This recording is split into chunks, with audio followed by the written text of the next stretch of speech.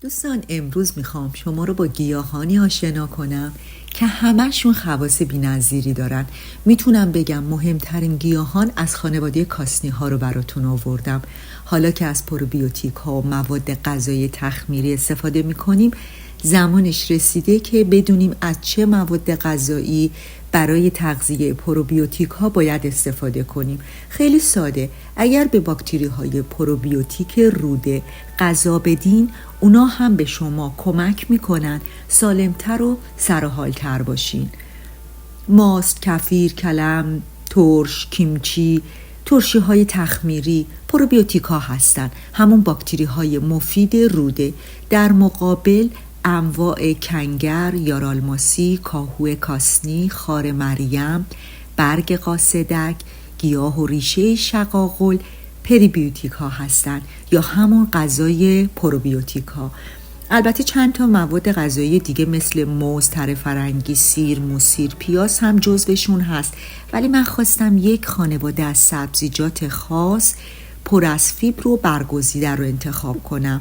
فیبرهایی که بدن ما مستقیم قادر به هضمش نیست و اما باکتری های خوب روده عاشقشون هستن. دوستان، من بارها گفتم که یک تخمیرگر خونگیم. سالهاست که عاشق کشف دنیای تخمیرم. توی 4 دیواری خودم کلی آزمایش کردم، مطالعه داشتم، تجربه های زیادی رو هم به دست آوردم، اما من متخصص تغذیه نیستم. فقط چیزهایی رو که یاد گرفتم، تجربه و امتحان کردم رو با شما به اشتراک میذارم. پس هر چی که میبینید و میشنوید قبل از امتحان کردن شرایط و سلامت بدنتون رو در نظر بگیرید. اما بهتون قول میدم دنیای من یه دنیای جادویی که ارزش کشف کردن رو داره. اول با کنگر فرنگی شروع میکنم. کنگر به شکل‌های مختلفی وجود داره. مثلا در ایران به شکل کنگر کوهی میشناسیم که شکل متفاوتی با کنگر فرنگی داره. خواص بی‌نظیری داره که معمولاً هم در سالاد، خورشت کنگر ازش استفاده میشه. یک نوع دیگه کنگر وحشی هستش که در تابستون اوایل پاییز رشد میکنه که خوش شدهش رو در فیلم بهتون نشون دادم. کنگر وحشی خیلی شبیه به گیاه خار مریم هستش و حتی خیلی ها به اشتباه با نام خار مریم معرفیش میکنن، با اینکه تمام این گیاهان از خانواده کاسنیا هستن ولی تفاوت‌های کمی با هم دارن. در فیلم بهتون نشون میدم که چطور کنگر فرنگی رو به درستی بپزید و از آبش برای پاکسازی کبد استفاده کنید. از کنگر فرنگی در زمانهای خیلی قدیم به عنوان یک درمان طبیعی برای خیلی از مشکلات گوارشی و کبدی استفاده می شده، مخصوصا به خاطر خواص سم‌زدایی و محافظت از کبد مشهور هستش. در کنگر فرنگی ترکیبی به نام سینارین باعث افزایش صفرا میشه که همین باعث سم‌زدایی و پاکسازی کبد میشه و باعث کاهش سطح کلسترول خون میشه. به خاطر داشتن فیبر بالا از یبوست جلوگیری میکنه. دارای خواص ضد التهاب و غنی از آنتی اکسیدان هاست. حالا یه توضیحاتی در مورد خار مریم بدم. در فیلم روی میز در 2 تا کاسه، یک کاسه تخم یا دونه خار مریم رو میبینید و در کاسه دیگه پودر تخم خار مریم. هر دوتا یکی هستن. دانه های خار مریم به شکل پودر در اومده که طعم خیلی خوشمزه و آجیلی داره و مهمترین قسمت گیاه خار مریم هستش. کنگر فرنگی و خار مریم 2 گیاه مشابه هستن. هر دو از گیاهان دارویی خیلی قدرتمند هستن که خواص مشترک زیادی هم دارن. هر 2 گیاه میتونن به سم‌زدایی و درمان بیماری‌های کبدی کمک کنن. گفتم کنگر فرنگی ترکیب سینارین رو داره و خار مریم ترکیب سیلامارین که شاید در گویه شبیه به هم باشن ولی متفاوتن. 10 سال پیش بود که در وبلاگ شکلات سیاه طرز پخت کنگر فرنگی رو گذاشته بودم که لینکش رو براتون میذارم. امروز هدفم بیشتر نشون دادن پخت عصاره کنگر فرنگی هستش که یک نوشیدنی بسیار مفید هستش. اول آب رو در قابلمه میجوشونیم. میتونید بعد از جوش کمی نمک و آب لیمو اضافه کنید. اگر نمک اضافه نکردید هیچ مشکلی نداره. کنگر فرنگی رو داخل آب جوش بذارید، 40 تا 50 دقیقه نسبت به درشتی کنگرها اونا رو بپزید. برای مطمئن شدن از پخته شدن کنگر یکی از برگا رو بکنید. اگر راحت کنده شد یعنی پخته شده. قسمت خوردنی کنگر فرنگی همون قسمت گوشتی پایین برگ‌ها و قلب کنگر فرنگی هستش. طرز خوردن برگ‌ها هم به این شکله که روی زبون گذاشته میشه، با کمک دندون‌های جلو اون قسمت گوشتی از برگش جدا میشه. شاید خیلی کم به نظر بیاد ولی تعداد برگ‌ها زیاده و به خاطر داشتن مواد مغذی و فیبر بالا خیلی خوب سیر میکنه. بعد هم خوردن قسمت قلب کنگر فرنگی هستش که اول باید خارها رو جدا کنید که حالا بعد از پختن خیلی نرم شده. همون خارهایی که در گل خوش شدهش در فیلم بهتون نشون دادم. برای چاشنی میتونید فقط از کمی نمک استفاده کنید، میتونید از سرکه، آب لیمو، روغن زیتون یا از سس ماست استفاده کنید.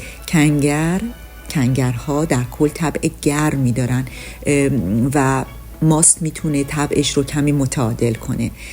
از نظر طعم و بافت طعم خیلی خاصی نداره. شاید بشه کمی با باقالا پخته مقایسش کرد. خیلی ها فقط از کنگر فرنگی برای خوردن برگ و قلبش استفاده میکنن ولی نمیدونن که چه خواصی عصاره آب کنگر فرنگی داره. آبش رو به هیچ وجه بعد از پختن کنگرها دور نریزید. تمام تفاله های کنگر فرنگی رو که میل کردید همونطوری داخل قابلمه خالی کنید و حرارت بدید تا جایی که مقدار آب کم بشه، تبدیل به عصاره بشه. گفتم که مهمترین ترکیب فعال در کنگر فرنگی سینارین هستش. سینارین مقاوم به حرارته و چون محلول در آب هستش بخش زیادی از اون در آب باقی میمونه. ممکنه بعضی از ترکیبات آنتی اکسیدانی با پخت طولانی تجزیه بشه ولی مهم برای ما در این عصاره سینارین هستش که به مقدار زیادی در آب باقی میمونه. وقتی که عصاره آماده شد و خنک شد در یخچال میذارید و در طی چند روز هم مصرفش میکنید. چون در نوع خونگی دلمون نمیاد بذاریم آب خیلی تبخیر بشه، عصاره هم خیلی غلیظ نیست مگر اینکه بخوایم خیلی غلیظش کنیم. برای همین میتونیم هر روز 2 تا 3 تا استکان کوچیک مصرف کنیم. ولی اونایی که خارج از ایرانن و چون این گیاه همیشه نیست و عصاره‌اش هم خب همیشه امکانات نیست که بخوایم تهیه کنیم، میتونن از فروشگاه‌های ارگانیک یا از آمازون و داروخونه ها این عصاره رو تهیه کنن. در 2 نوع هست، یکی که از همین کنگر فرنگی آماده میشه و اون یکی عصاره از عصاره خار گیاه خار مریم هستش. فقط خیلی غلیظ شده است، برای همین هم باید مصرفش خیلی کمتر باشه. برای کسانی که در ایران زندگی میکنن میدونم، مطمئنم که تخم خار مریم و کنگر فرنگی وجود داره و از عصاره این گیاه مطمئن نیستم ولی به احتمال زیاد در عطاری ها شاید بشه نوشیدنی رو تهیه کرد. سینارین و سیلامارین طعم کمی تلخی دارن. حالا میدونید که چرا بیشتر گیاهان کاسنی مخصوصاً کاهو کاسنی و برگ‌های قاصدک و گلاشون کمی تلخ هستن. همین تلخی ها در این گیاهان باعث تحریک آنزیم های گوارشی و افزایش ترشح صفرا میشه که برای هضم بهتر غذاهای سنگین، هضم چربی ها، دفع سموم از بدن کمک میکنه و در نتیجه باعث بهبود عملکرد کبد و کاهش چربی های کبد میشه. چقدر جالبه که طبیعت درمان دردهای ما رو در دل گیاهانش پنهان کرده. طبیعت یک گنج بی‌نظیره. دوستان نگران نباشید. اگر دسترسی به کنگر فرنگی رو هم ندارید، کاهوهای کاسنی که معمولاً کمی تلخ مزه هم هستند یا برگ‌های گل قاصدک، اگر در برنامه غذایی روزانه قرار بگیرن خیلی گزینه مناسبی هستند. ولی هدیه اصلی من امروز به شما معرفی 2 از مهمترین، میتونم بگم از مهمترین گیاهان این خانواده هستش که یکیشون رو شما به خوبی میشناسید، یارالماسی، و اون یکی هم تخم خار مریم هستش. گل کنگر وحشی یا خار مریم رو هم که شاید به تکرار در فیلم‌های من به شکل گل بنفش و آبی خیلی خوش رنگ دیده باشید، براش یه فیلم جداگانه میسازم چون ارزشش رو داره. اول یک توضیح کوتاه در مورد تخم خار مریم بدم. شما میتونید به شکل پودر و یا تخم تهیه کنید. به نظر من اگر تخم رو تهیه کنید و خودتون در منزل پودر کنید خیلی بهتره، چون امکان تقلب همیشه هست. اونایی که در خارج از کشور زندگی میکنن میتونن از جاهایی که گفتم تهیه کنن و در ایران هم عطاریایی که معتبر هستن بهترین انتخابه. من در قسمت توضیحات اسم علمی این گیاهان رو براتون می نویسم. همونطور که قبلا گفتم تخم خار مریم غنی از ترکیب سیلیمارین هستش و همون خواصی رو که گفتم داره. من دیگه خواص رو تکرار نمی کنم. در مورد تخم خار مریم باید کمی حساس‌تر باشیم، چون که بیشترین مقدار و غلظت سیلیمارین در تخم این گیاه هستش. حالا افرادی که سیستم ایمنی ضعیفی دارن، مثل دیابت، مشکلات کبدی یا تحت شیمی درمانی هستند، نباید خودسرانه از این گیاه، تخم و نوشیدنی این گیاه استفاده کنن و حتما با پزشکشون مشورت کنن. دوم، افرادی که با استفاده از آنتیبیوتیک ها، حالا به هر دلیلی باکتری ها و پروبیوتیک های مفید رودشون از بین رفته، این افراد هم نمیتونن خودسرانه از تخم یا نوشیدنی و حتی کاهوهای کاسنی استفاده کنن، چون دستگاه گوارششون نمیتونه این نوع فیبر ها رو هضم کنه و باعث نفخ، گاز و ناراحتی گوارشی میشه. پس عاقلانه تر اینه که اول با خوردن مواد غذایی تخمیری تعداد پروبیوتیک های روده رو افزایش بدن و بعد با خوردن پریبیوتیک ها باکتری های روده رو تغذیه کنن. همیشه از مقدار کم شروع کنن و وقتی که بدنشون عادت کرد میتونن مقدار این مواد غذایی رو افزایش بدن. سومین دسته افرادی هستن که غذاهای تخمیری زیادی استفاده میکنن. این افراد باید خوشحال باشن، چون اونقدر میکروب های مفید روده دارن که حتی در فصل زمستون دچار یک سرماخوردگی ساده هم نمیشن. در واقع سیستم ایمنی بدنشون بالاست. این افراد میتونن روزانه از گیاهان کاسنی، از نوشیدنی و تخم خار مریم به شکل پودر در سالاد، در نوشیدنیاشون استفاده کنن، چون غذای کامل پرفیبر برای تغذیه باکتری های فعال و گرسنه رودشون هستش.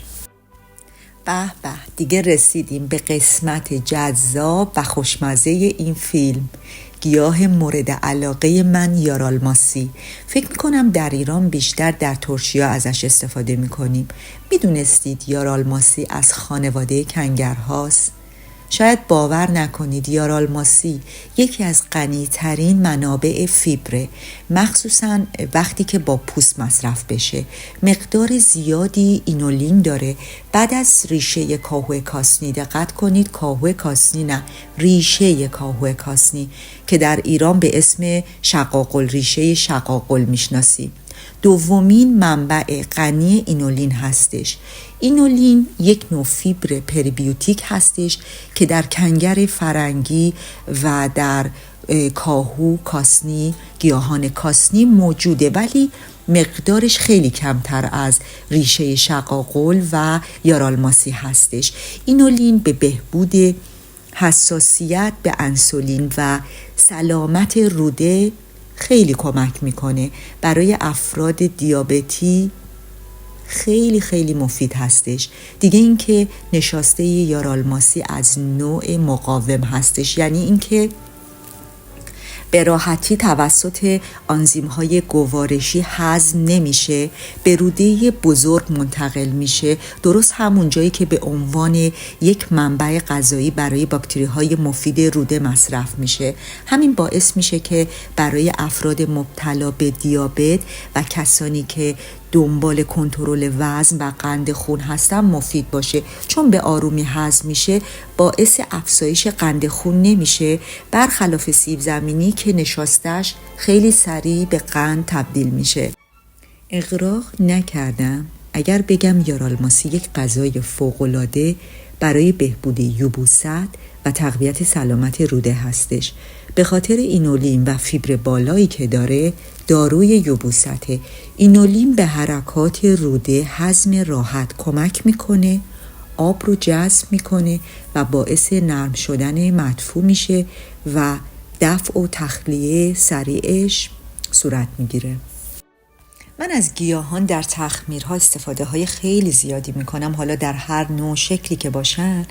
ولی اگر روزی از من بپرسید کدوم گیاه رو برای خواص درمانیش انتخاب میکنم، بدون هیچ شکی جوابم یارالماسیه، چون هم تمام خواص خوب و داروی گیاهان کاسنی رو داره، به اضافه یه چند تا چیز اضافه تر هم داره.